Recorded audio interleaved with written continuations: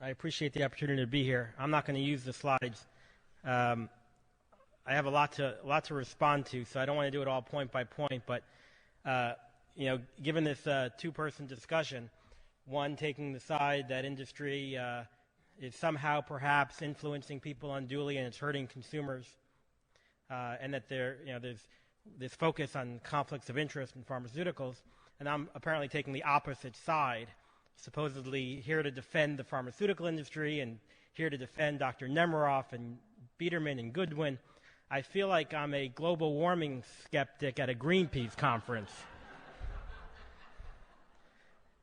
So I'm just going to ask you for a moment not to make any assumptions about what my positions are, and to just keep an open mind about some of the points I want to make, because on their face, and Dr. Miles made some wonderful and very cogent points and explained them very well. But I want to provide perhaps a different perspective, not to say that there is no problem with industry-funded science and that we ought to kind of go to the old way and let everything go. But I want to kind of raise some points that I think in this rush to judgment against industry-funded science, I think there may be some unintended consequences, and I think there may be a bias. We looked at all these studies that showed that there was a bias whenever there was industry-funded research. Well, there could be a publication bias in those studies, because first of all, the studies that say there is no bias probably don't get published, and the people who go out and do those studies are probably designing the studies to find that result. So I would just raise some questions about those studies. That may not account for all of it, and there may indeed, I will say there are indeed circumstances where industry has done the wrong thing, and that undermines the case. And I'm certainly not here to defend Dr. Nemiroff or Biederman, the people who had to file disclosures about their research, about their funding, and failed to do so. I am not here to defend them. That was wrong. And I will argue that it undermines the position that I'm taking, which is that this rush to judgment against industry-funded science is somehow the rush to judge. My position is that the rush to judgment and this almost witch hunt against industry-funded research is problematic. And I think that Nemiroff is a great example of someone who undermined my position because of his misdeeds. He didn't do the proper disclosures. The problem is that I had to fill out a form saying whether or not I had any conflicts of interest. Now, was I paid by Pfizer to come and speak here? No.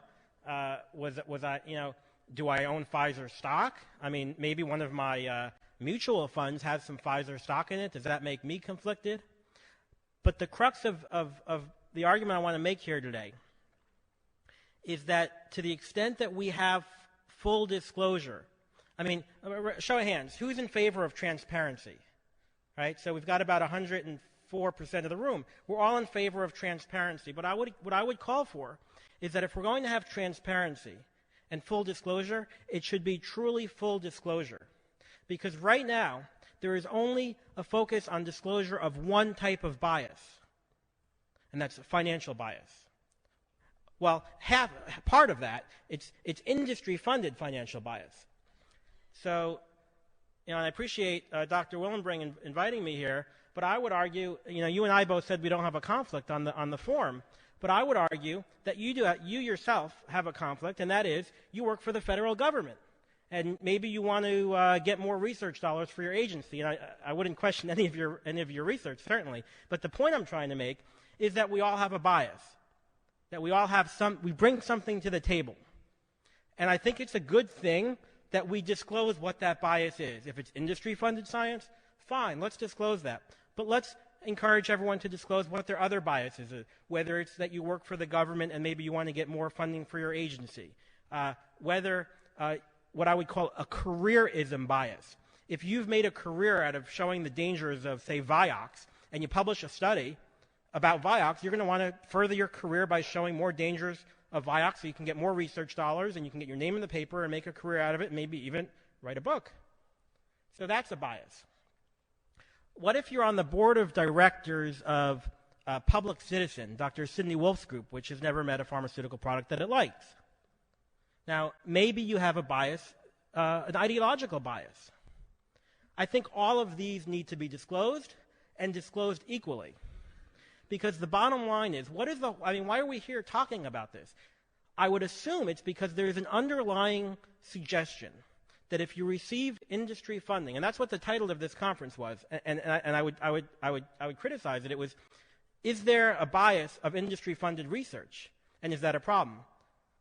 Why are we focusing on industry-funded research, which may indeed be a problem? But why don't we say, what about the problems of bias in pharmaceutical research more broadly, where we focus on all the potentials for bias?